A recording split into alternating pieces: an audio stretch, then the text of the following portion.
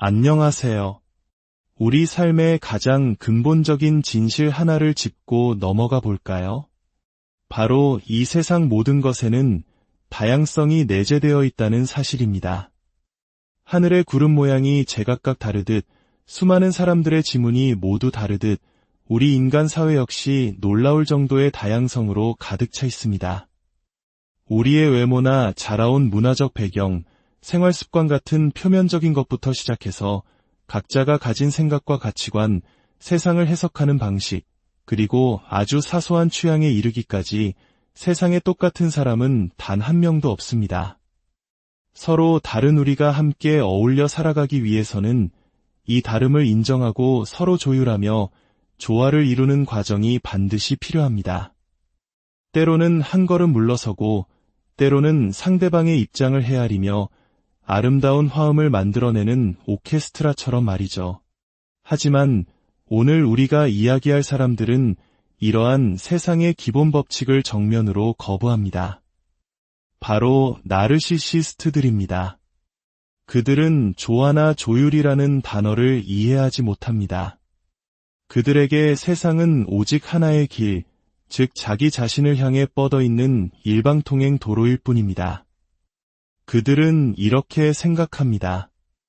왜 내가 맞춰야 하지? 당신이 나에게 맞춰야지. 이 관계의 기준은 바로 나야. 그들은 자신만의 작은 상자 안에 모든 것을 가두려 합니다. 모든 상황이 자신의 취향과 욕구대로 흘러가야만 직성이 풀립니다. 당신과 의견이 다를 때 그들에게는 둘 중 하나가 정답이고 다른 하나는 오답이어야만 합니다. 그리고 당연하게도 정답은 언제나 자기 자신입니다. 당신의 의견은 그저 틀린 것, 무시해도 좋은 것이 되어버립니다. 여기까지만 해도 참으로 피곤하고 힘든 관계임이 분명합니다.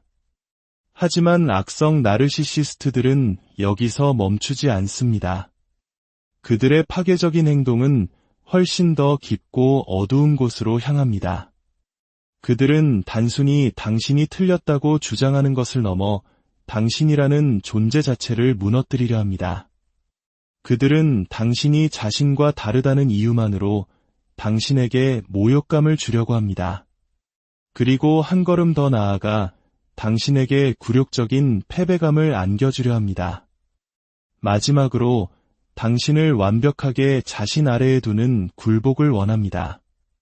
그리고 이 모든 과정의 끝에서 처참하게 무너진 당신의 모습을 보며 그들은 비로소 만족하고 기쁨을 느낍니다. 이제야 내가 승리자가 되었군 하고 말이죠. 이것이 바로 나르시시스트가 상대를 파괴하는 끔찍한 3단계, 모욕, 패배, 그리고 환희입니다. 가정에서, 직장에서, 혹은 우리가 속한 여러 사회 집단 안에서 이런 경험을 해보신 분들이 분명 계실 겁니다. 그들은 단지 경쟁에서 이기고 싶은 것이 아닙니다.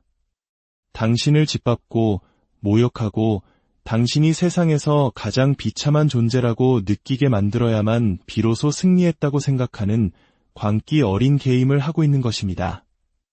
그렇다면 우리는 여기서 몇 가지 근본적인 질문을 던져봐야 합니다. 도대체 왜 그들은 이토록 다른 사람의 존재를 위협적으로 느끼는 걸까요? 첫째, 왜 다름과 차이가 그들에게는 그토록 위협적인 것일까요? 악성 나르시시스트들의 어린 시절을 들여다보면 그들이 아주 어릴 때부터 판단과 비난의 언어에 익숙해졌다는 것을 알 수 있습니다. 그들의 세상에서는 다름을 수용하는 법이나 복잡한 상황을 유연하게 대처하는 법을 배우지 못했습니다. 누군가가 그들에게 수능은 필수라고 가르쳤을 겁니다. 모두가 하나의 기준에 맞춰야 하고 그 기준에서 벗어나는 것은 잘못된 것이라고 말이죠. 성인이 되어 힘을 갖게 된 그들은 이제 자신이 그 기준을 세우는 사람이 되기로 결심합니다.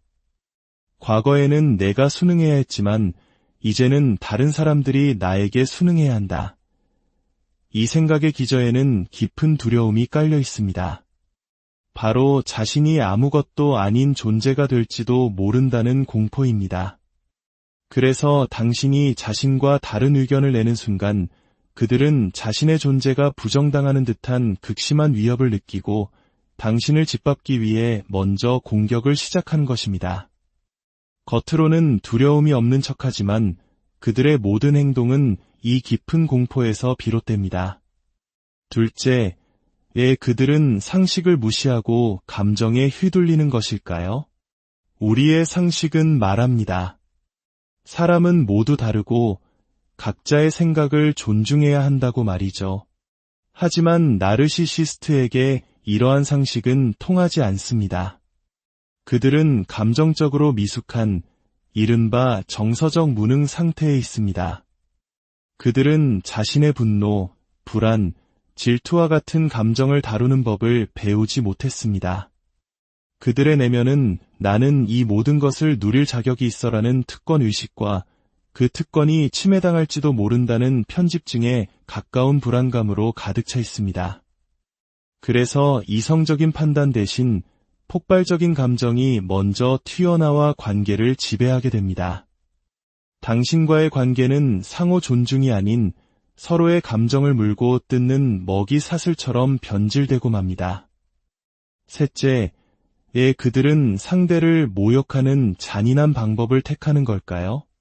나르시시즘의 핵심은 권력입니다. 그들은 권력을 가져야만 자신이 가치 있는 존재가 된다고 믿습니다. 그래서 그들은 당신의 결점과 단점을 끊임없이 들춰내고 비난합니다. 당신이 얼마나 끔찍하고 부족한 사람인지에 대해 이야기하는 동안 사람들의 시선은 자신의 결점으로부터 멀어질 것이라고 믿기 때문입니다. 이것은 그들만의 서글픈 심리적 계산법입니다. 당신의 지위가 낮아지면 나의 지위는 상대적으로 높아진다. 당신을 바보로 만들고 당신의 평판을 망가뜨리고 당신이 얼마나 쓸모없는 존재인지 끊임없이 각인시키는 행위는 모두 이 권력 게임의 일부입니다. 마지막으로, 왜 그들은 당신의 패배와 파멸을 보고 기뻐하는 걸까요? 패배라는 단어조차 부족할지 모릅니다. 그들이 원하는 것은 굴복에 가깝습니다. 당신이 완전히 자신에게 복종하기를 바랍니다.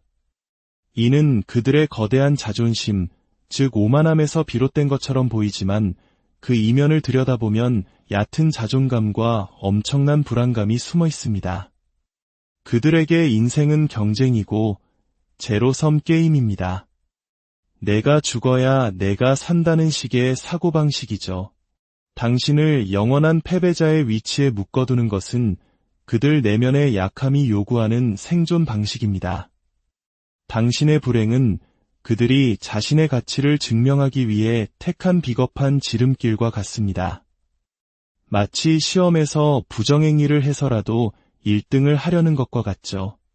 당신의 고통을 보며 기뻐하는 그들의 모습은 그들이 인간성에 대한 존중이나 내면의 평화를 얼마나 가지고 있지 않은지를 명백히 보여줍니다.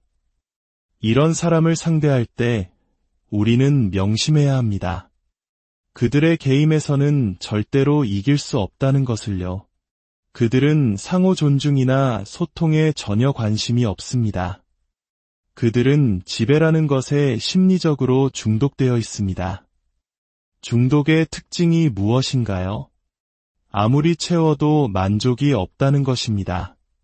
그들은 당신에게 모욕을 주고 패배시키고 그 모습을 보며 기뻐하는 이 끔찍한 순환을 결코 멈추지 않을 것입니다.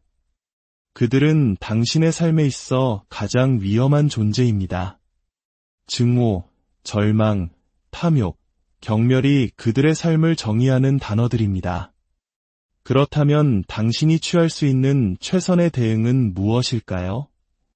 바로 가능한 한 멀리 거리를 두는 것입니다. 그들의 게임에 참여하기를 거부하십시오. 말로 그들을 설득하려 애쓰는 대신 당신의 행동으로 보여주십시오. 나는 더 이상 당신의 게임에 어울려주지 않겠다. 는 단호한 태도를 당신의 삶으로 증명하는 것입니다. 이것은 최고 수준의 정서적 학대임을 인지해야 합니다. 당신에게 모욕과 패배를 안기고 기뻐하는 그 사람의 부재가 비로소 당신의 자유가 시작되는 지점입니다. 오늘 이 이야기가 여러분이 겪고 있는 관계의 본질을 이해하고 나르시시스트의 마음속에서 무슨 일이 벌어지고 있는지 통찰하는 데 도움이 되었기를 바랍니다. 만약 이 이야기에 공감하셨다면 저희 채널을 구독하고 좋아요를 눌러주시는 것이 저희가 더 의미 있는 콘텐츠를 만드는 여정에 큰 힘이 됩니다. 여러분의 참여는 내면의 평화와 건강한 관계를 찾아가는 공동체의 일원이 되는 것과 같습니다. 기억하십시오. 그들은 당신의 파멸을 원하지만 당신은 스스로를 지킬 힘이 있습니다. 당신은 그들과는 다른 길, 존중과 평화의 길을 걸어갈 자격이 있습니다. 당신의 삶의 주인은 바로 당신